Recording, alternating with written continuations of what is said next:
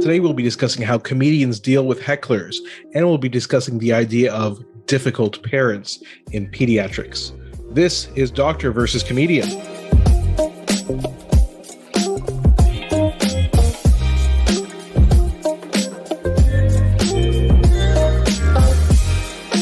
I'm Dr. Asif Doja, and this is the Doctor of Laughs. Not a real doctor.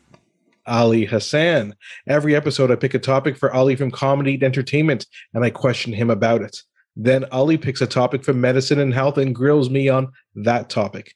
Today, we'll be discussing how comedians deal with hecklers, and we'll also be discussing the topic of pushy or difficult parents of pediatric patients. Both topics are actually suggestions from a listener. Ali, did you know that? I did know that. I pay attention to some of the stuff the listeners say, you know? And so they were from the same listener, who's a listener of ours in the US. And so we're very happy to get the suggestion. And obviously, we really want to hear about more suggestions from the listeners. If you guys have any thoughts for future topics, let us know. Yeah, absolutely. Both of these were things that we'd been mulling about, but I don't think we thought about having them on the same episode at the same time. So this is a good idea. Thank you. And you could say that they kind of are like, well, I don't know if they're related or not. You know what? We can draw some parallels. Let's say that. Related might be too strong, but I think we can draw some parallels. I think they both are things that are challenges in our professions. That's probably the most that we can say. And how you deal with it is a bit different. So why don't we get started? Let's do it.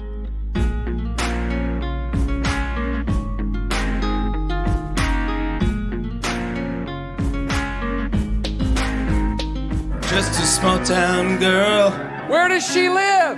Living in a lonely world. Does she stay there or was she traveling? She took the midnight train going anywhere. Thank you! So only a small town girl, right? Just a city boy. Oh, there's more people. Where's he from? In South Detroit. I've never been there. I heard it's nice. Took the midnight train going So they both took the same train and went to the same place. Gotcha. So that's a popular sketch from Jimmy Fallon on The Tonight Show that's called Peter and His Heckler. Jimmy Fallon was singing Don't Stop Believing. Will Ferrell in the audience, I think people could tell his voice, heckling him in between every line of that song. I love that skit. And so that's the funny, hilarious kind of side of heckling. Obviously, it's something that you guys as comics have to deal with. So I guess to start off, are there different types of heckling? There are types. I mean, there's also degrees of heckling, like how bad it can be, where you have to sort of call security. That's probably the worst. Heckling feels like sort of a broad term because sometimes, the one that's the worst, I guess, is somebody just going like, you suck. Those ones that are sort of hard to come back from, especially if you do suck. Like if that heckler has the crowd on their side, you're in some trouble there. That's probably the worst. But then we also consider stuff like when people are just being noisy and not listening and disturbing the show. That's a form of heckling. Every comic has gone through that if they've been doing comedy for a while. They've seen that where people come out to a comedy show and the comedy show is just a continuation of their conversation that they were having at dinner before the comedy show. The fact that there's a comedian up there doesn't change their outlook on how loud they should be or where their focus should be or whatever. So that is a form of heckling. And then there's another form that comes to mind, which is people who do this like, you tell a joke and then the person goes, oh yeah, oh my God, that's happened to me too. And as a comedian, you're like, yeah, this isn't interactive. This is not meant to be a call and response type of situation here. So you have various types of behavior that people just don't know how to behave at different levels. And all together that becomes heckling. Yeah, it's like anything that's interrupting, I guess, this thing. That's the bottom line. When you want to ask the audience something, you ask them. That's the invitation, where are you guys from? Whatever. Are you two here on a date? Whatever you ask the audience, right? But that's your invitation for them to participate. Otherwise, they should not be participating. I'm assuming that right. Would be. And in fact, that's a challenge sometimes for younger comics. They see more seasoned veterans do crowd work, as we call it. And then they figure, I'll do crowd work, but you can also lose the crowd easily if you do crowd work without having control. There's a psychology at work, there's a power dynamic at work, and you learn over time how to use it. You know, the people who are good at crowd work give signs, you know, subliminal sort of signs to the audience that I have the power on stage. Mm-hmm. Now I am giving you some power. We're having this interaction. Don't abuse it. Don't abuse it. And then now I'm taking it back. But know that I was always in control.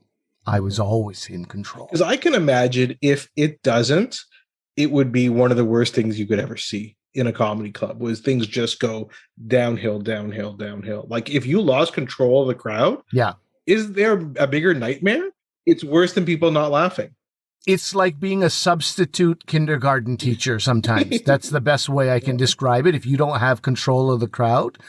And sometimes it's like a choice you made on stage. You said the wrong thing to the wrong person, and that person wanted to be the hero of the show, and then that was the end of it. And I'm talking to one guy in Sudbury, Ontario in particular when I say that.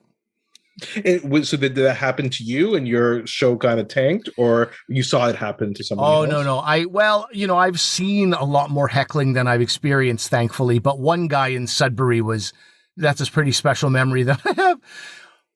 I started interacting with him. He had about, 14 bottles of beer on his table. I think 3 of them sitting there, himself and 2 ladies, or himself, a lady, and another guy.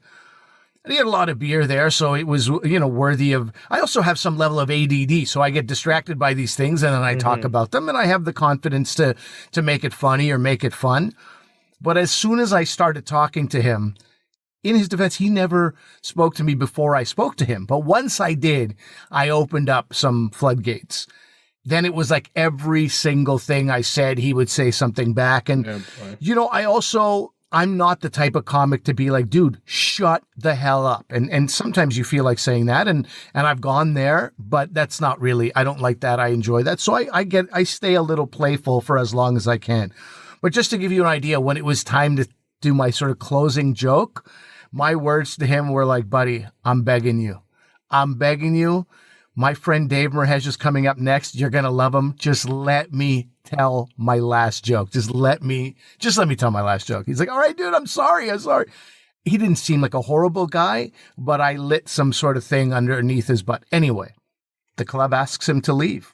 They're like, you have to go. You just interrupted too many times. You have to go.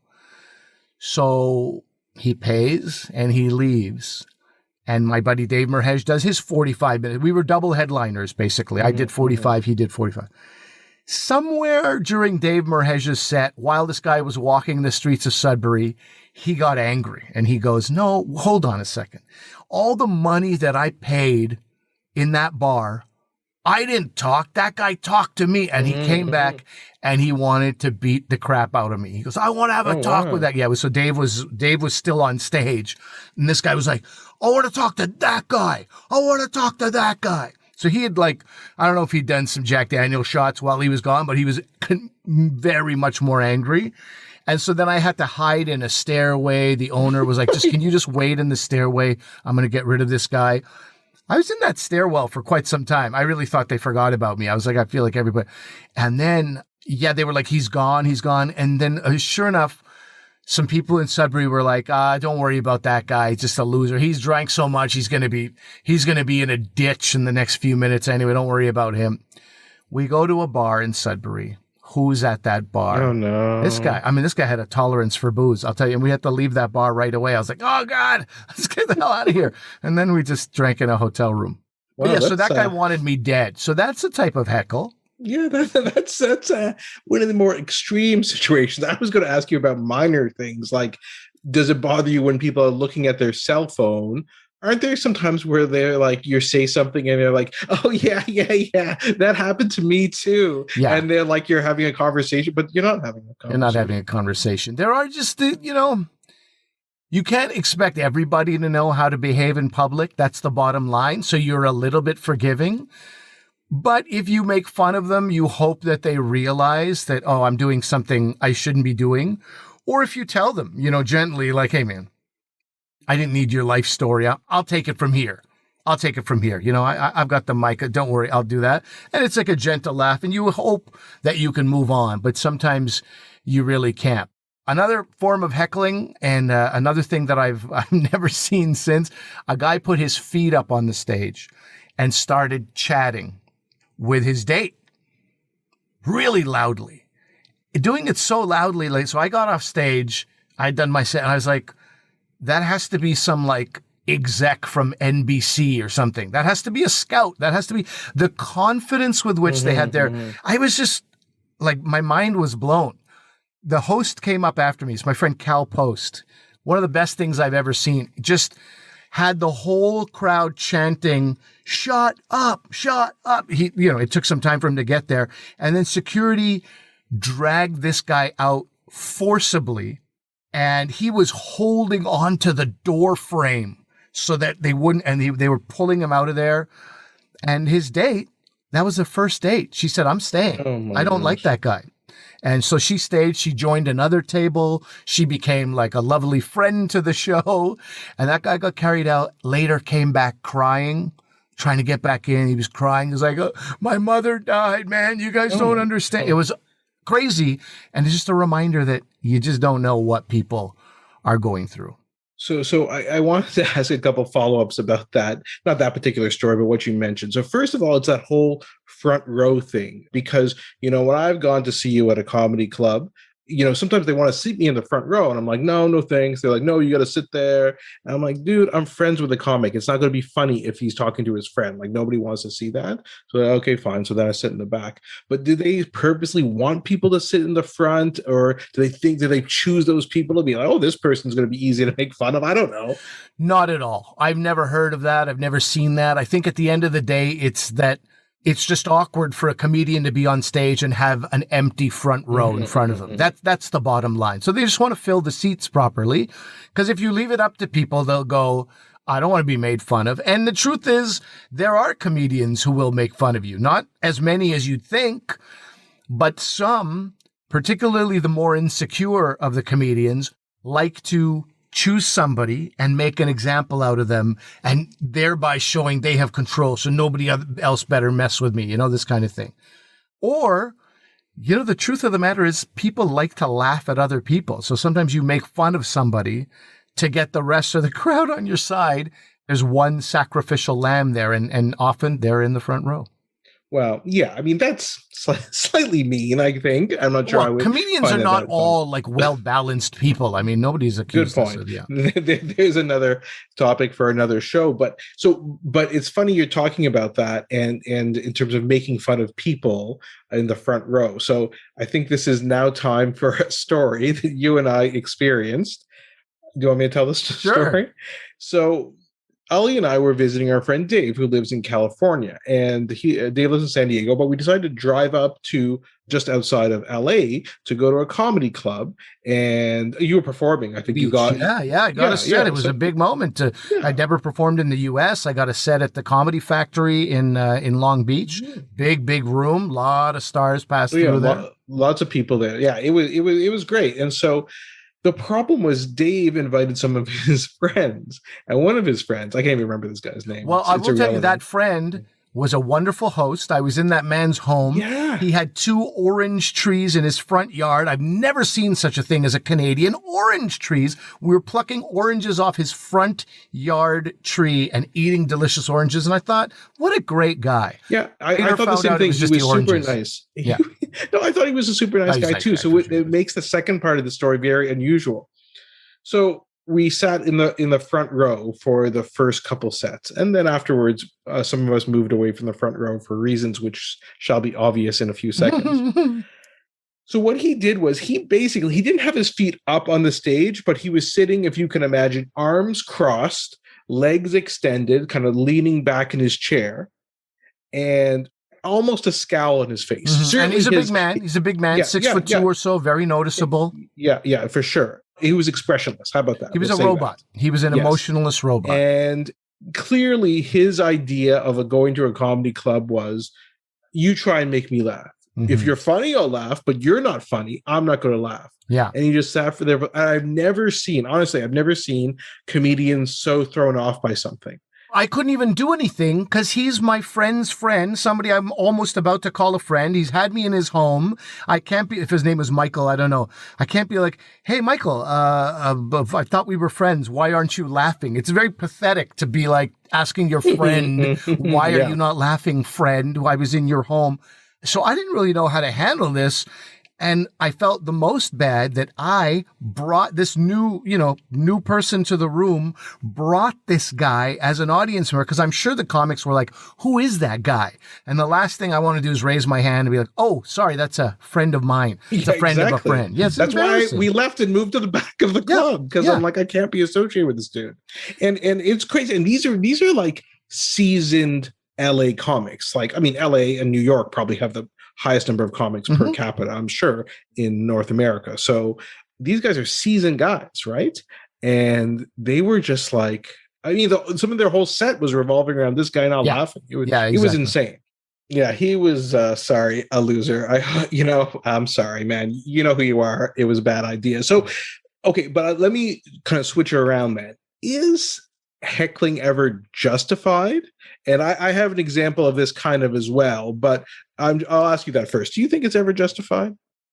That's a tough one to answer. You know, if you go to the UK, people pay for a ticket with the understanding that I paid to be here. I'm an audience member. I can say whatever I want. And it's much more common in the UK, and it's allowed to sort of happen. Whereas some clubs in North America, you heckle, 3 people descend on you immediately and say, if you speak again, you're out of here. And so I have literally watched British people say something in good spirit, not you suck, but like, you get him with the next one, mate. You know, something like your joke didn't work, get him with the next one. And immediately they're descended upon, like, that's not going to happen. Like, oh, whoa. You know, back where I'm from, right. You know, that's not how it works. So is it justified? You know, Joe Rogan has a quote that where he says, it's important to remember that every heckler is 100% a douchebag. And you kind of feel that. You kind of do feel that. Some people don't even know they're doing it. I know some people don't have that patience. They're like, no, everyone knows they're doing it. But I think some people don't even know. Something just like slips out of their mouth and like they're the funny guy with their friends. And so they say something. I think there's definitely times where somebody's heckling or interruption of a show saved a show that was going badly, right? And I've had those shows where I got to make fun of one person and everybody rallied around it and loved it. And in the back of my head, I was like, well, thank God for that person, really. But I still don't think it's justified, because as we learn our craft as comedians, you know, it's our material that we're really trying to make people, trying to entertain people with, not your once. But I think that's what happens sometimes with a heckler. If you can handle a heckler and make a lot of fun of them, people around you are like, look at this. This is this will never be seen again. This is a unique experience that we are all collectively part of right now. That guy said something off the cuff, and the comedian said something, and he said that it was like funny, and we're all. So I think there's sometimes this appreciation. But yeah, there are people who think they saved the show, and I'm going to tell you something. You really didn't save the show. It's funny you mentioned the British comics, because Jimmy Carr is one of these comics, right? Who it's almost like he invites the hecklers, and he might.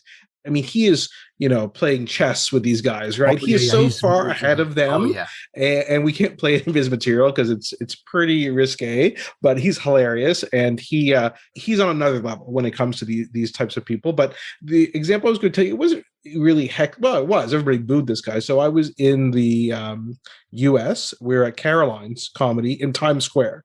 I was with my wife, her sister, and my brother-in-law. We went to go see a comedy show. Jeff Ross was the headliner, and there was a guy who was probably second on. He was clearly high on drugs, without a doubt, and probably cocaine, like a stimulant.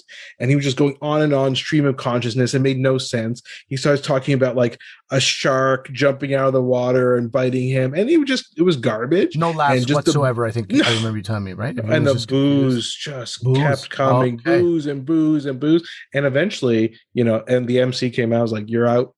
And then the MC, you know, just like the level of tension was so high in the room because this guy ruining our night, this unfunny comic. And she made, I can't remember the joke, but she made some joke about like sharks and blood in the water or something. And it was, it let all the air out of the room. Everybody relaxed. The tension was gone. And it really worked. Sure. I mean, I meant let the tension out. Letting the air out sounds bad, but she release the tension. Everybody laughed. And so I guess to wrap up, any kind of strategies you would suggest about, say someone is starting off in comedy, and how do they deal with hecklers?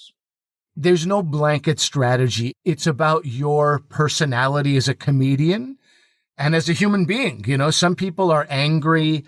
Like my friend Dave Merhej, I can picture him sort of like somebody says something and all he has to do is go, you know what? This is what I hate about stuff like this. And target that guy and then do a 5-minute rant about that guy, what he said, people like him, people in general. And all of a sudden it's like thunderous applause for Dave Merhej. And everyone's like, what happened? Didn't he just get heckled? How did he turn that into that? That's very unique to Dave Merhej. You know what I mean? Other people, very soft-spoken on stage. Your own confidence matters too. One of my favorite comedians and a friend of mine is Deborah DiGiovanni. I remember Deb just killing at this comedy club. And then for 3 times in a row, she had to be like, guys, I can hear you up here. If you could just be quiet, this table will keep. And finally she goes, hey, I don't want to tell you again. Shut up. This is so rude. This is so incredibly rude. God. Now it's like dead silence. Now no one's having fun. Everyone's kind of scared. And Deb DiGiovanni, because she's such a killer on stage, was able to build that back down from 0, less than 0, back up to a 10. Not everyone can do it, so what you're capable of as a comedian. And the best advice I ever got was never say anything, never ask anything that you're not prepared to get a response for. Right. Like, for example, if you're one of those comics, like, so, hey, where are you from? And somebody says the name of a city and you don't know the geography of the area. And it's like right next door to where you are. And it's a rival of the town you're in. And you're like, oh, I don't really know where that is. And then, if people turn against you because you don't know, you're not even caring to look around their city while you're in their city. You don't even care at all about them. Then you kind of deserve what you got. You're the one who asked. So never ask a question that you're not prepared for any answer for because you asked it. So I think that's a big one. Help yourself that way. And then otherwise, as a comedian, you just learn your style. Steve Martin had that great heckle response when somebody would heckle. He would just be like, I remember my first beer. It's so good. That's probably the best. Last thing I want to mention to you is, what do you think about this strategy? I found this on YouTube the other day. It's basically this comedian, Joe Klosek, and he invites the heckler up on stage, gives him a mic and says, okay, go ahead.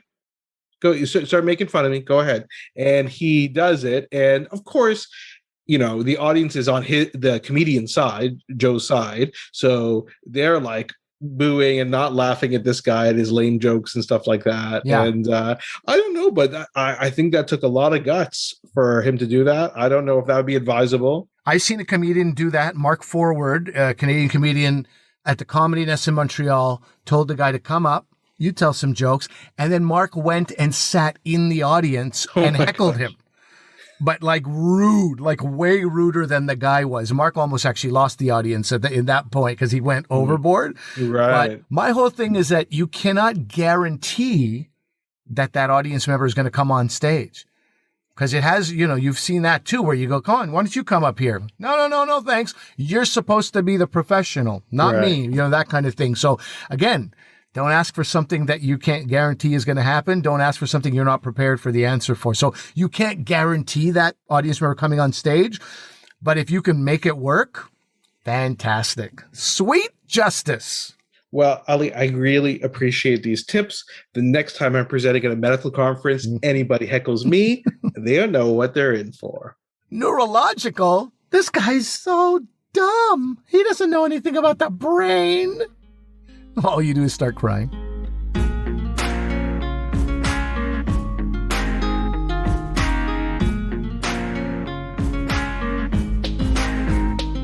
Okay, now let's flippity flips over here and let's talk about something. I mean, it's, as we said, this is not relating to heckle. It's kind of in the spirit of heckling. I wanted to say, like, these are the hecklers of your industry, Asif, but I don't think that's really true. I mean, difficult parents. I know when we started talking about this topic, it's like, I don't think a lot of parents who are difficult would even know they're difficult. And I don't think you wanted to have the job of calling them difficult either. No. Yeah. So, I mean, and this is something, well, I'll get into why it's such an issue, but I think that the first thing we got to get straight is, I know we call this section difficult parents, but I don't think that's appropriate, to be honest with you. What we're talking about is difficult relations with patients. And any relationship, and I'm going to keep reinforcing this, is a two-way street. I don't care if it's you with your kids. I don't care if it's you with your wife. I don't care if it's you with the guy who just cut you off in traffic. There's a two-way street and there's an equal responsibility. And saying difficult parents, what it does for doctors is it puts all the blame on the parent. They're a difficult person. Right. You know, there's got to be a bit more to it. So I would say difficult relationships, because relationships, we all know, can be difficult. There's people in this world who you get along with very well, and there's people who there is tension. And I think it's important to kind of look at that and examine. Right. Well, I was thinking of another element too, which I'm sure plays a role. When you say someone's a difficult parent, you can say that, I think, if they're the parent of a child in kindergarten and they're like, you're assigning too much homework to my child, or if they're like a soccer parent who's like, on the field yelling at other kids, but when you're advocating for your child's health in a neurological sense, I mean, there has to be some level of, I guess, sympathy and compassion there too, because it's an unenviable, these are not choices, right? The kindergarten teacher and the soccer dad or mom, that feels like a choice. This feels like I didn't ask for this situation and I'm desperate and I'm in a bad place. Well, I think there's levels to it. I don't think there's anything wrong, particularly with people giving feedback to their soccer coach or their kindergarten teacher. I don't think there's anything wrong with that.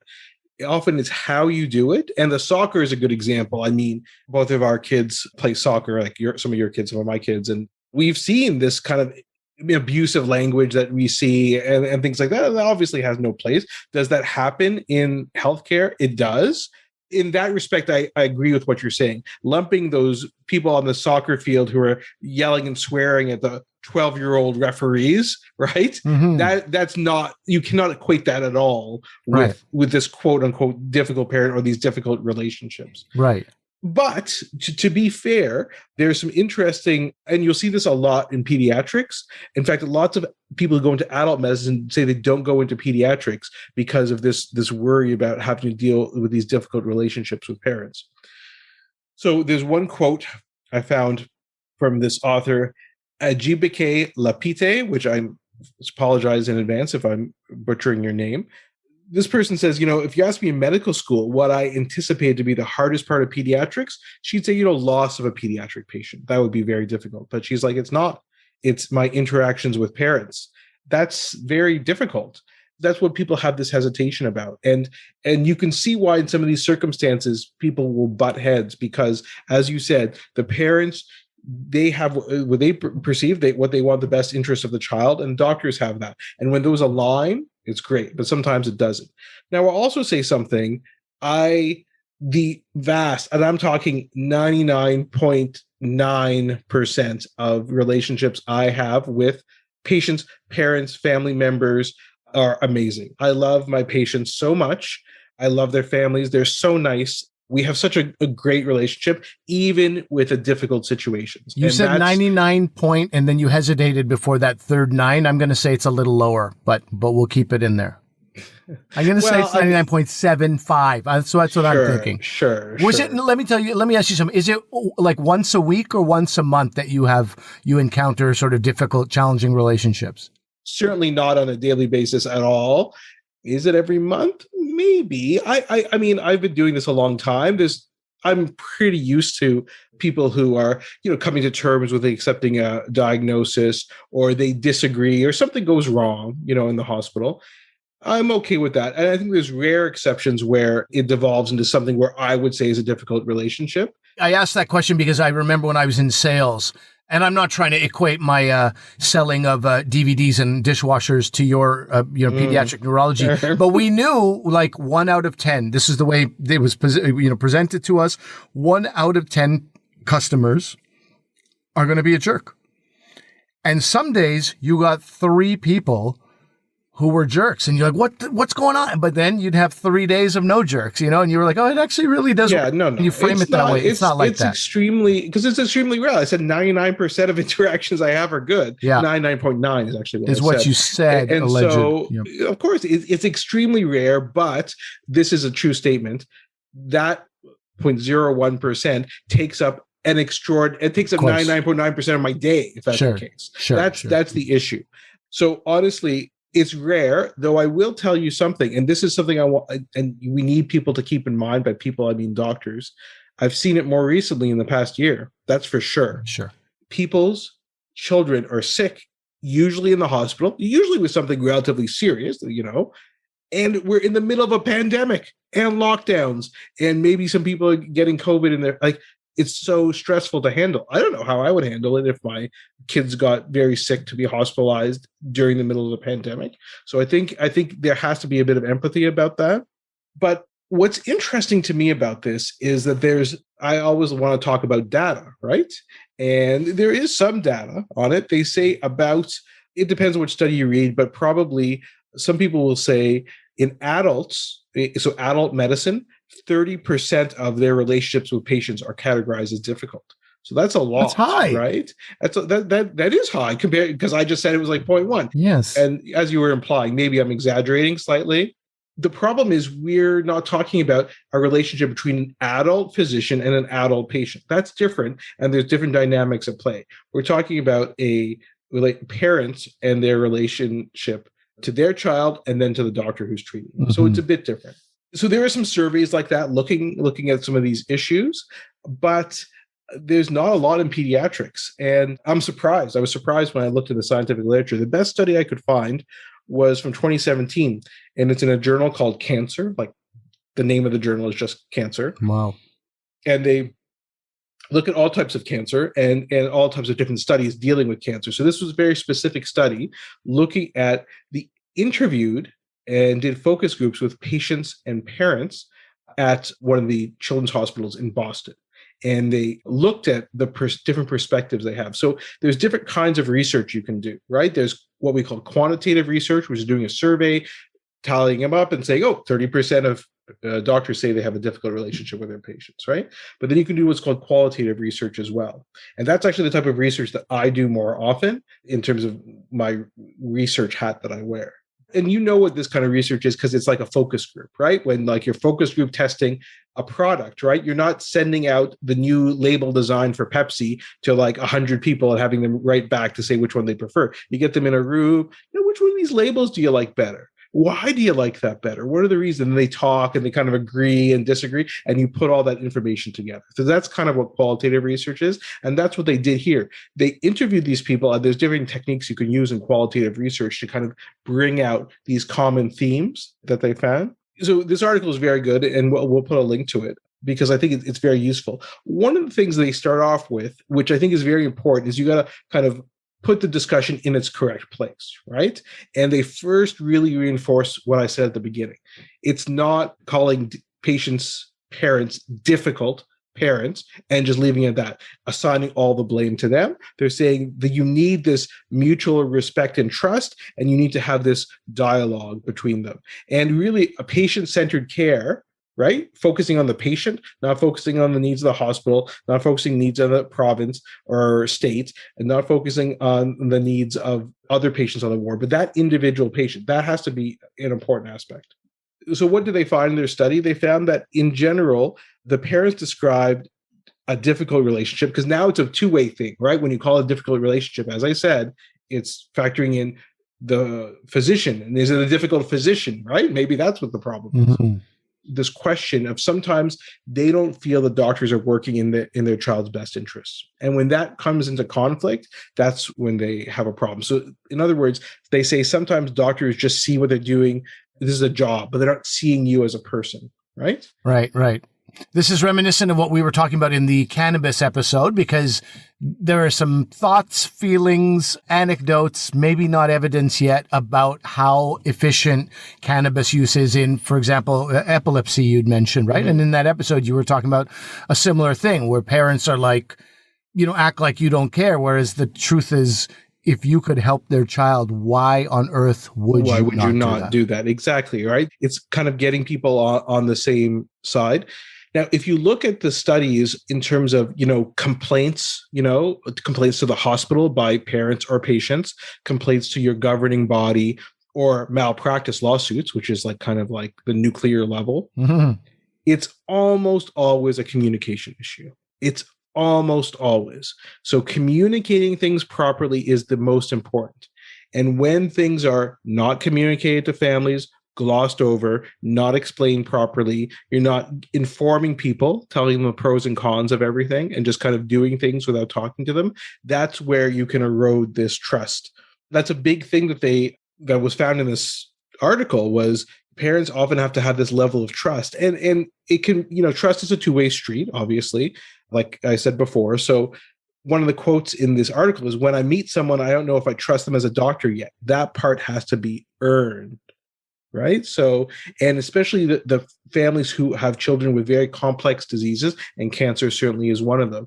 They see different doctors, they see different residents, they see different medical students, and they're like, all these people, I know my child best, yet all these new people are coming asking me the same questions. It kind of puts them a bit on edge. And so I think that's another important thing to remember.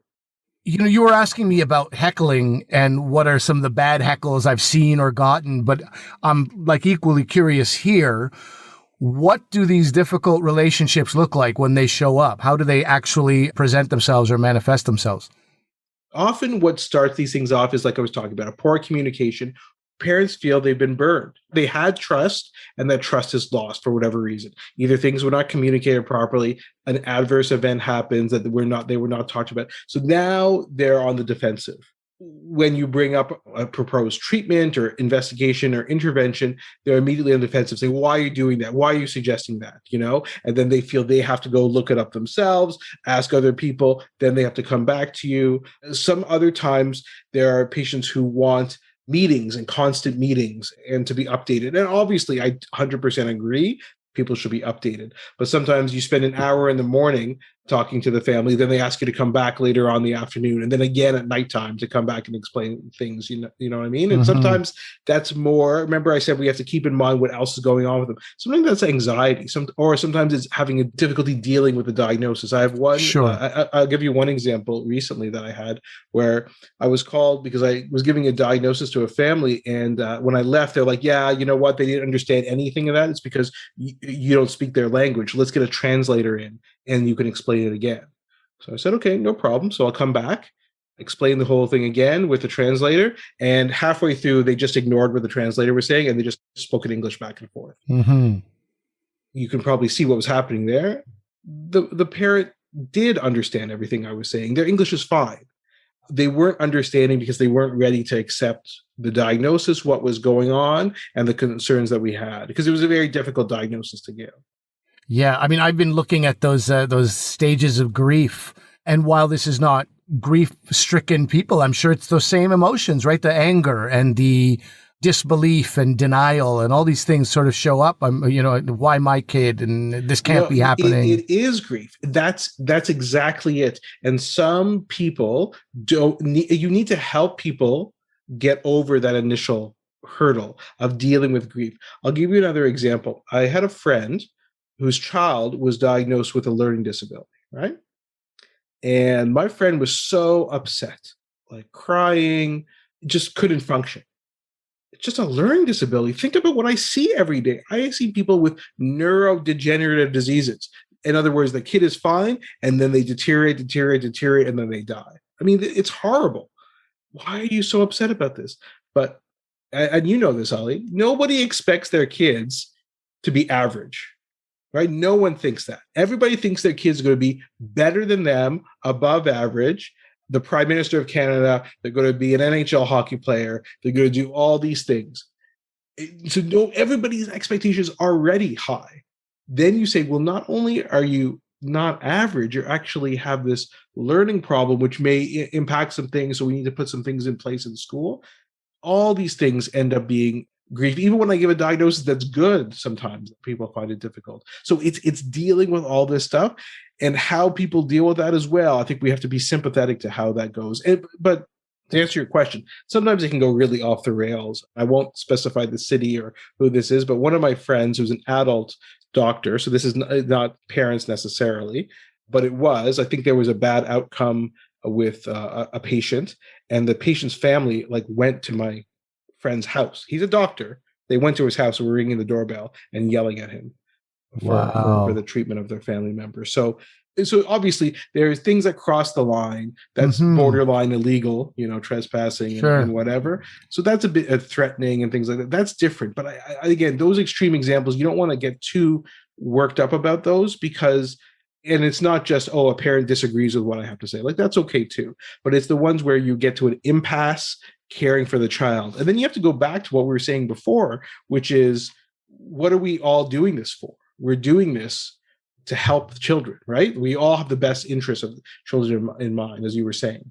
Well, to end this, I wanted to ask you the same thing you asked me, which is, strategies for dealing with a heckler. But in your case, for me, you weren't like, what are good strategies for a heckler? For a heckler, it's just like, just shut your mouth. When you think you should speak, don't. I want to ask you, what are strategies not only for the doctors in difficult relationships, but also for the parents? What can parents do to maybe avoid relationships like that? Why don't we start with what I think doctors should do? And I have a list of about 10 things that they should do. Okay. The first one is listen. And I would put that in bold, all caps, underlined, maybe not italic, because, that's kind of like, is that less important if it's italic? But definitely bold. Asterisk. Bold, asterisk beside it. You need to listen. Actually listen to what people are saying to you. Don't come in with preconceived notions. The worst thing that could happen is you heard, I heard this is a difficult parent. I mean, just listen to what they have to say and what their concerns are, and actually listen to what their concerns are, not necessarily what their doctor has referred them to you or what someone wrote down when they come to the emergency room that this is what they're here for. Just actually listen to what their concerns are. The second thing is to ensure that the families are partners in healthcare. So we're moving more to this in pediatrics. So a part of a team, like your child is admitted to the hospital, you got the medical student, you got the doctor, you got the nurse, you got the physiotherapist, you got the social worker, but the other part of the team is the parent. And for older children, it's them. You have to make sure they're actively involved in every stage of the admission, from investigations, treatment, etc. Third thing is remind parents you have the same goal. As we said before, both of you have the best interest of the child at heart. And if you can keep coming back to that, that's very important. The fourth thing is know what you're talking about. So if you're going to see a patient who has a rare disorder, why don't you look it up first before pretending you know something about it? And I'm a little sad that you have to give that as advice. I thought that would be... I'll tell you the story, Ali, quickly, since you asked. I didn't go to this particular medical school, but there's a medical school in Canada who I interacted with a lot of the students there. And, when we do our rounds, which is you're in the hospital and you kind of go from room to room, kind of talking about the different patients, students from this university would never utter the words, "I don't know." I never heard one of them say it. They would just figure out some way around to get you around saying the words, "I don't know." It's like they were forbidden on the first day of medical school. Okay, so their lesson was always display confidence. You are the doctor, right. Be confident. And that's a very optimistic way of kind of viewing what they're doing. I think they're not showing humility. You have to admit when you don't know. And then you'd say to family, "I don't know the answer, but I'll look that up and I'll get back to you about it." Or, that comes up all the time. "Have you heard of this study?" Actually, I never heard of that, but I'll look that up and I'll get back to you about that if you don't know it. Don't pretend you don't know something. And that also goes back to my next point, number 5, which is, remember, parents are the experts on their child, especially when they have a complex or rare disease. They know more about often that disease than you do, but they definitely know more about their child than they do. So a typical discussion would be, you're the expert on your child. I'm the expert in pediatric neurology or whatever thing you're dealing with. So that's where we can come together. I know my field extremely well. I'm the expert in this. You're the expert in your child. And we're going to try and tailor everything specifically to help your child.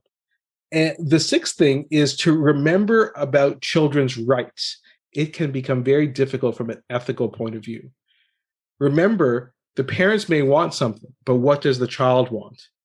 And I have patients sometimes where the family doesn't want to give them medication for whatever, seizures or whatever, but the kid wants it. So you have to listen to the kid and see what they say. And there's no age of consent in the province we live in Ontario. In other words, any child could consent if they're intellectually able to.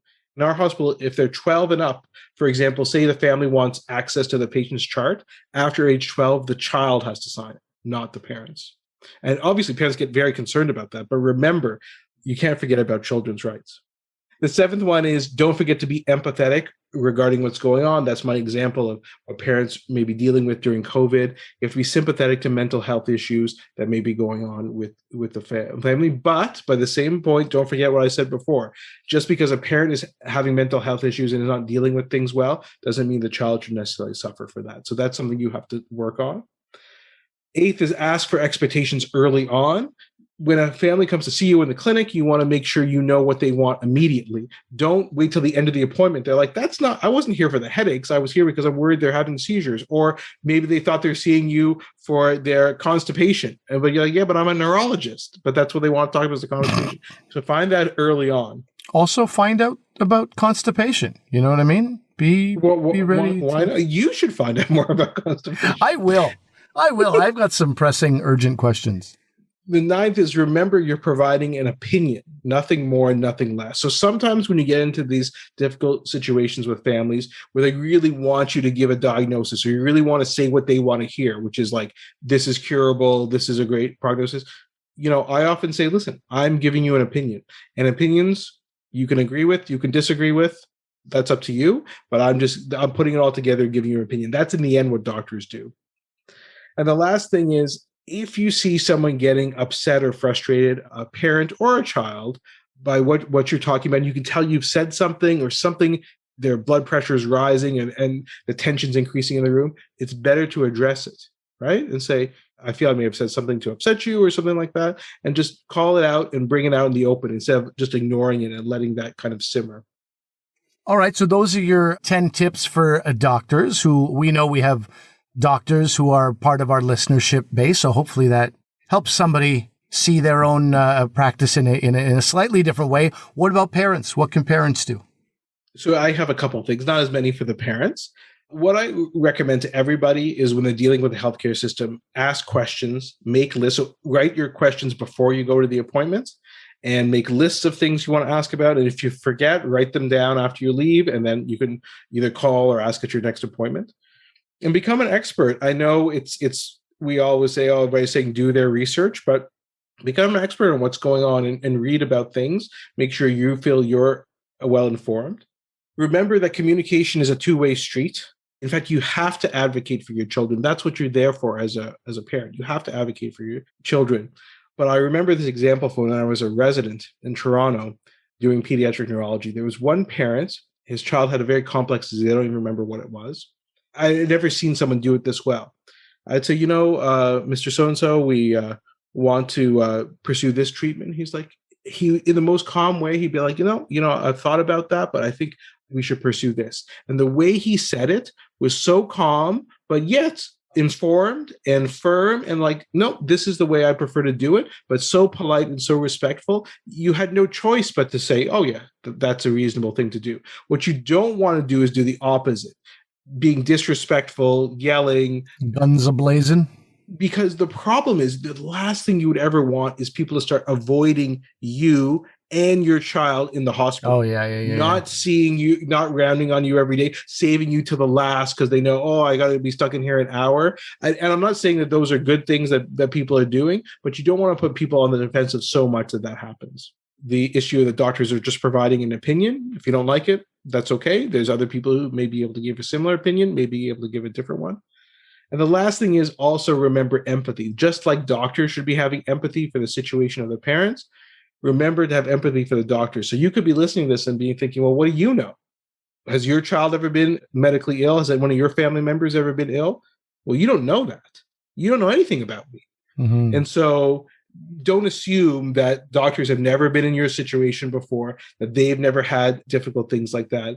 It doesn't mean that they understand exactly what you're going through, because your situation is unique. But don't assume that they haven't experienced these things before. Okay.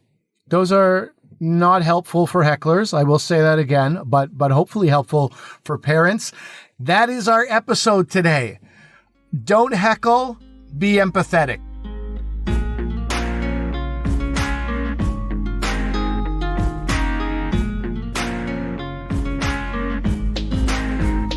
At this point in life, I would even take a heckle, because that would mean I'm in a live comedy club environment, and that would be exciting. So, but I never said this.